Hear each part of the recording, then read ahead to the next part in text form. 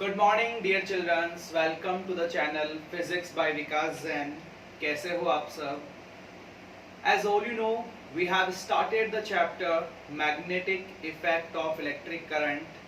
In the previous video, we have completed the introduction about this chapter. Now today we are going to start a very important topic that is called Biot-Savart law. Biot-Savart law. Okay, so please open your notebook and write down the topic Biot-Savart law. Biot-Savart. Clear? Now, it is a basic law that is used to find the value of magnetic field. So I can say this law is used to find the value of magnetic field due to any current carrying wire. Any current carrying wire. Okay, now this XY current carrying wire, the electric current is flowing from X to Y. You can check here. Clear? Now, what are the steps that should be applied? So please listen it very carefully. सबसे पहले आप एक छोटा सा element लोगे. आप ये element कहीं भी लिख सकते हो. ये एलिमेंट लिया मैंने डीएल वेक्टर. ओके, यहाँ से उस पॉइंट जहाँ पे आपको मैग्नेटिक फील्ड निकालनी है उस पॉइंट को मिलाइए. देखो मैंने यहाँ से इसको पी पॉइंट को मिलाया. मुझे इस पी पॉइंट पे क्या निकालनी है बेटा? Magnetic field. यहाँ से इसका सेपरेशन कितना है? R vector. दो बातें क्लियर. थर्ड, आपने टेंजेंट ड्रॉ किया. दिख रहा है आपको dotted line? That dotted line is here. ये आपके यहाँ पे टेंजेंट है. क्लियर बेटा? Now angle theta, it is the angle between the tangent and the position vector. तो देखो बेटा, ये रहा आपका पोजीशन वेक्टर और ये रहा आपका tangent. That is the angle here. Clear? Now क्या ऑब्जर्व किया बायो-सावर्ट ने? फर्स्ट, कि जो भी आपकी मैग्नेटिक फील्ड होगी due to small element that is directly proportional to the electric current. जितना ज्यादा इलेक्ट्रिक करंट का अमाउंट होगा उतनी ज्यादा क्या होगी बेटा? Magnetic field.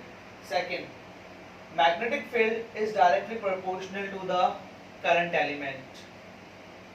Magnetic field is directly proportional to the sine of angle between tangent and the position vector. Magnetic field is inversely proportional to the square of distance between the point where we taken the small element and the point where we want to find the magnetic field. Okay, चारों combine क्या क्या लिखा? dB directly proportional to ideal sin theta upon r square. अब इस फॉर्मूले को complete करने के लिए हमें यहाँ पे कांस्टेंट लगाना है. वो कांस्टेंट क्या होगा? देखो अच्छे से. dB is equal to mu naught upon 4 pi ideal sin theta upon r square. Clear? इसको क्या बोलते हैं बेटा? म्यू नॉट को इसे आप कहोगे परमिएबिलिटी ऑफ फ्री स्पेस और वैक्यूम. बट अगर आप वर्ड यूज करते हो mu, it is the permeability of medium. So बेटा my question is, listen carefully, what is the purpose of explaining the Biot-Savart law? It is the basic law which is used to determine the magnetic field due to current carrying wire. ये आपके पास में current carrying wire है. ये X है, ये Y है. Electric current कहाँ से कहाँ फ्लो हो रही है? X to Y. Clear? Step number 1, एक छोटा सा एलिमेंट लोगे जिसे आप नाम दोगे डीएल वेक्टर. क्लियर? नाउ एक पॉइंट P है जहाँ पे मैग्नेटिक फील्ड निकालने से मिलाया, दैट इज आर वेक्टर. एक टेंजेंट बनाया, angle theta, the angle between position vector and the tangent. Clear? Biot Savart law ने क्या क्या ऑब्जर्व किया? सबसे पहले magnetic field is directly proportional to the electric current. Magnetic field is directly proportional to the, बताइए जल्दी से, जो एलिमेंट आपने लिया है. Magnetic field is directly proportional to the sine of angle between the tangent and the position vector. Clear? Now fourth one, magnetic field is inversely proportional to the square of distance between the point on the wire and the point where we want to calculate the magnetic field. चारों combine किया, क्या लिखा? dB directly proportional to ideal sin theta upon r square. इसको हटाया, क्या लगाया? mu naught upon 4 pi. इसे बोलते हैं constant. Okay? Now, इस mu naught का नाम क्या है बेटा?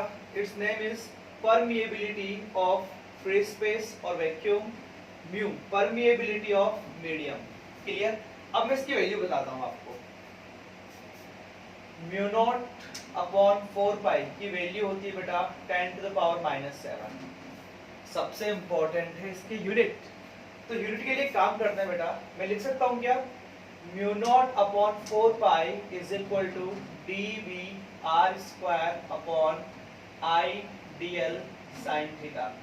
मैग्नेटिक फील्ड की ऐसा यूनिट जो मैं नेक्स्ट कंटेंट में डिटेल में डिस्कस करूंगा, अभी आपको याद करना है, that is Tesla.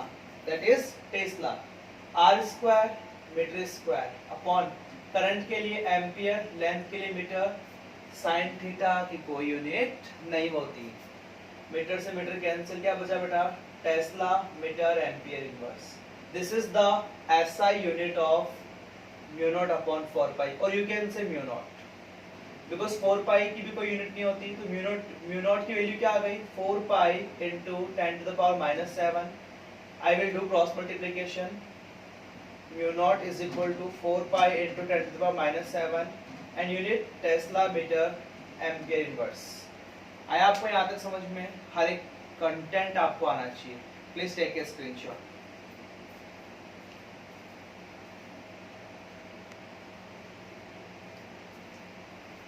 Okay beta, now next we are talking how we will find the direction of magnetic field.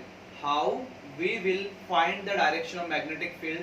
तो टॉपिक है आपका राइट हैंड पाम रूल. तो सबसे पहले अपना राइट हैंड आगे लेके आओ. समझना बहुत इंपॉर्टेंट है. आप अपने राइट हैंड को उस वायर पे ऐसे रखना कि आपकी फिंगर्स इलेक्ट्रिक करंट की डायरेक्शन में हो. देखो बेटा, ये मेरा राइट हैंड है, इलेक्ट्रिक करंट ऐसे फ्लो कर रही है कि मैंने ऐसे रखा. ओके, नाउ फिंगर्स को कर्ल कीजिए. ये फिंगर्स को कर्ल किया. अब आपकी फिंगर्स किस पॉइंट की तरफ कर्ल हो रही है? पॉइंट क्यू की तरफ. अब थंब को लेके आइए. थंब कैसे आ रहा है बेटा? आउटवर्ड. और आउटवर्ड के लिए डिनोट किया जाता है सर्कल के अंदर डॉट. अगर मैग्नेटिक फील्ड आउटवर्ड निकल रही है तो इसके लिए ऐसा. अब देखो, ऐसे रखा, टर्न किया, अब कर्ल कीजिए. क्या आपकी फिंगर्स पॉइंट की पी की तरफ कर्ल हो रही है? Yes sir. अब थंब कैसे आ रहा है बेटा? इनवर्ड. तो इनवर्ड के लिए हमेशा क्या यूज किया जाता है? क्रॉस. क्या यूज किया जाता है? क्रॉस. क्लियर? Now next. अब यहाँ देखो, चलो आप फाइंड आउट कीजिए. सबसे पहले पॉइंट पी और पॉइंट क्यू पे ये रखा, राइट हैंड कर्ल किया. ये आपकी फिंगर्स पॉइंट पी की तरफ कर्ल हो रही है. थंब कैसे आ रहा है? Outward. So here will be dot. अगर एक तरफ डॉट है तो सेकंड तरफ क्या हो जाएगा? क्रॉस. अच्छा, इसके लिए फाइंड आउट कीजिए पॉइंट ए और पॉइंट बी पे. जल्दी से रखा ऐसे. देखो फिंगर्स किस तरफ कर्ल हो रही है? पॉइंट बी की तरफ. थंब आउटवर्ड के लिए डॉट और इसके लिए cross. So by using the right hand palm rule, we are able to find the direction of magnetic field.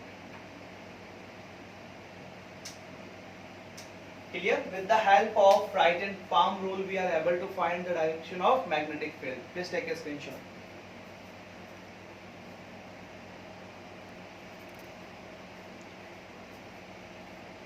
Now beta, listen. इस एप्लीकेशन की हेल्प से मैं आपको पूरा बायो सावर्ट लॉ समझाने वाला हूँ. सो आर रेडी फॉर दैट? एक एक लाइन पढ़ते हैं. मैग्नेटिक फील्ड फाइंड आउट करनी है at the centre of circular current carrying wire. तो सबसे पहले अच्छे बच्चों की तरह एक सर्कल बनाइए. बना लिया. In any direction you can assume. Suppose electric current is flowing in the anti-clockwise direction, like this. Okay बेटा, मैग्नेटिक फील्ड कहाँ निकालनी है? सेंटर पे. ये सेंटर पॉइंट एरिया ए. याद करो, सबसे पहले क्या बताया था मैंने आपको, छोटा सा एलिमेंट लेना है, ये छोटा सा एलिमेंट ले लिया, दैट इज dl। दूसरा पॉइंट, उस छोटे सा एलिमेंट को उस पॉइंट से मिलाना है, से दिस इज स्मॉल r। तीसरा point, just make a tangent here, ऐसे बनाते हैं tangent. Now theta, the angle between tangent and the position vector, ये आपका एंगल बन गया थीटा, और यहाँ पे थीटा कितना है बेटा, 90। चलो अच्छे बच्चों की तरह बताओ, dv इज इक्वल टू, क्या फॉर्मूला था, mu naught upon 4 pi i dl sin theta upon r square.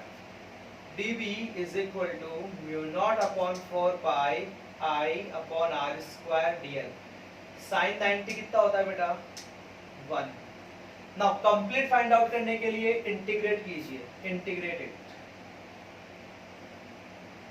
dv का इंटीग्रेशन क्या हो गया, b mu naught upon 4 pi i upon r square dl। जब आप उसको पूरा इंटीग्रेट करोगे तो क्या आएगा, इसकी सरकमफ्रेंस, और सरकमफ्रेंस क्या होती है बेटा, 2 पाई r। तो ये कैंसिल आउट हुआ, r से r गया, क्या फॉर्मूला बन गया, mu naught i upon twice of r। This is the field at the center of circular current carrying wire। आया आप बच्चों को समझ में, एक एक टॉपिक अच्छे से करना है। सपोज बेटा n सर्कुलर टर्न्स हो तो कुछ भी नहीं करना, आप क्या कहोगे, sir magnetic field due to n circular turns mu naught I upon 2r multiply by capital N। Understood? क्या आपको basic application of Biot Savart law आया समझ में? Please take a screenshot.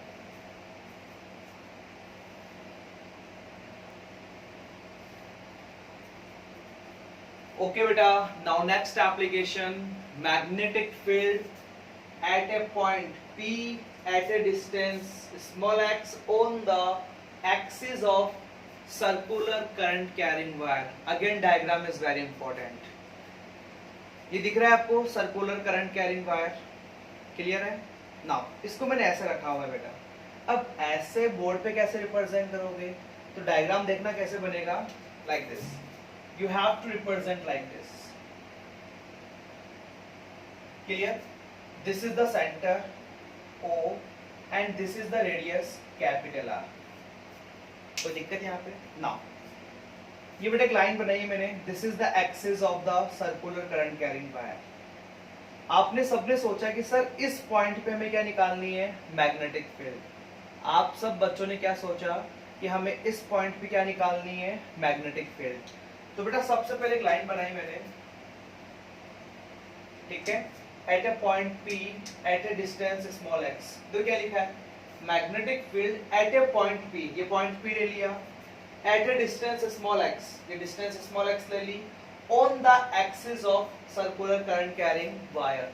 सबसे पहले छोटा सा काम करना है, इलेक्ट्रिक करंट की डायरेक्शन ये रही बेटा एंटी क्लॉकवाइज, एक छोटा सा एलिमेंट लिया यहाँ पे, दैट इज dl।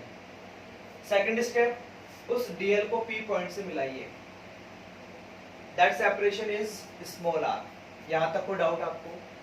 इस ट्राइंगल में पाइथागोरस थ्योरम अप्लाई कीजिए, तो हाइपोटेनियस का square is equal to perpendicular square plus base square. तो small r is equal to क्या आ गया, r square plus x square की पावर 1/2। यहाँ तक आपको कोई डाउट नहीं होना चाहिए। Now magnetic field is always perpendicular to the small r। Magnetic field हमेशा क्या होगी बेटा, इस स्मॉल r के परपेंडिकुलर। तो आपको छोटे से एलिमेंट की वजह से देखो, ये रहा मैग्नेटिक फील्ड,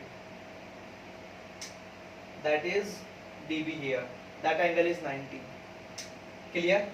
नाउ इसको थोड़ा सा फर्दर एक्सटेंड करो, इस एंगल को अल्फा मान लो, तो बेटा जी इसका ये वाला कंपोनेंट क्या होगा, बताइए आप सब, इसका ये वाला कंपोनेंट होगा dB cos alpha along the angle, और इसका ये वाला कंपोनेंट क्या होगा, that is dB sin alpha, clear? Similarly एक छोटा सा एलिमेंट यहाँ लो dl, मिलाओ इसको P पॉइंट से, स्मॉल r डिस्टेंस है, magnetic field is perpendicular, again इसका ये वाला कंपोनेंट, ये angle alpha, dB cos alpha और इसका ये वाला component dv sin alpha. Doubt नहीं होना चाहिए। Clear? Now next dv y, इसका मतलब क्या है बेटा? मैग्नेटिक फील्ड इन y डायरेक्शन। दोनों मैग्नेटिक फील्ड एक दूसरे के ऑपोजिट है और इक्वल है, तो क्या लिखोगे आप? dv sin alpha minus dv sin alpha which is equal to 0। मतलब y डायरेक्शन में कोई मैग्नेटिक फील्ड नहीं है। Now dvx is equal to dv cos alpha.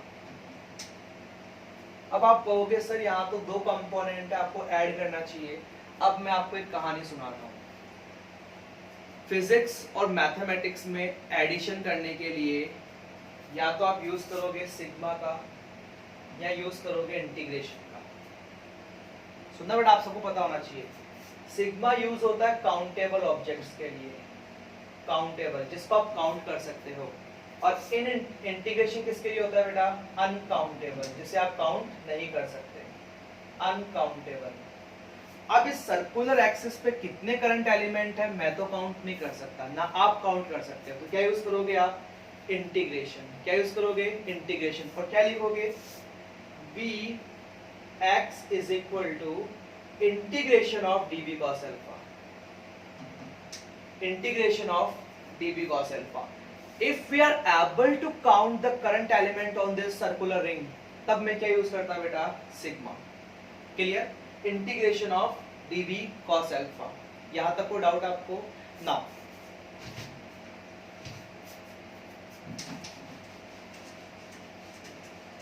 Just look at here.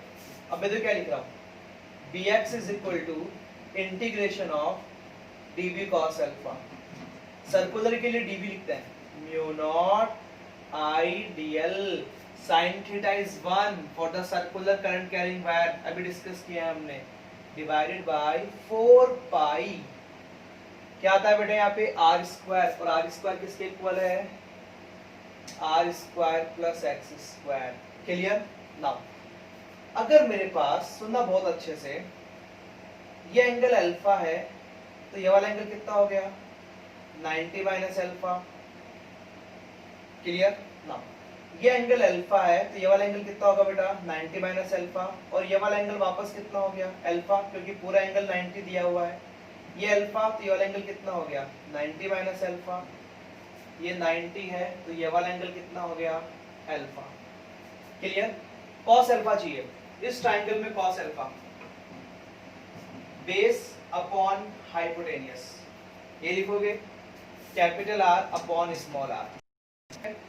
Now bx is equal to integration of mu naught I r dl को बाहर निकाला बेटा, 4 pi r square plus x square. बताओ small r किसके equal है?